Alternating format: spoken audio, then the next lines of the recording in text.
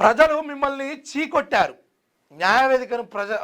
న్యాయవేదికను ప్రచారానికి వాడుకోవడం అవివేకం. ప్రశాంత్ కిషోర్కు ఘాటైన చురుకలు అంటించిన సుప్రీంకోర్టు చీఫ్ జస్టిస్ బీహార్ ఎన్నికల ఫలితాన్ని సవాల్ చేస్తూ జన్ సురాజ్ పార్టీ పిటిషన్ను తోసిపుచ్చిన అత్యున్నత న్యాయస్థానం.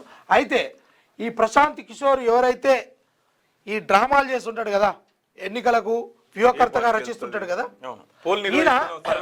సర్వే నిర్వహిస్తున్నా ఇక ఏడ కూర్చుని నిర్వహిస్తాడో, ఏ ఏ గదిలో ఎన్ని బాటిల ముంగట నిర్వహిస్తాడో తెలియదు. కానీ ఈయన ఆధ్వర్యంలో ఏర్పడినటువంటి జన్ సురాజ్ పార్టీ, దీనికి సంబంధించి అక్కడ ప్రజలు ఓట్లు వేయకపోతే నీకు ఏడికించేస్తాయి.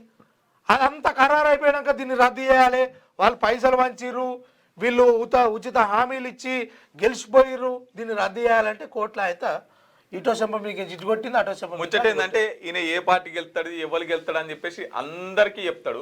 పక్కకి వెళ్తాడు, ఈ పార్టీకి వెళ్తాడు, ఎన్ని సీట్లకి వెళ్తాడు అని చెప్పేసి అందరికీ చెప్తారు. ఈయన నిలబడితే ఆఖరికి ఓడిపోయాడు.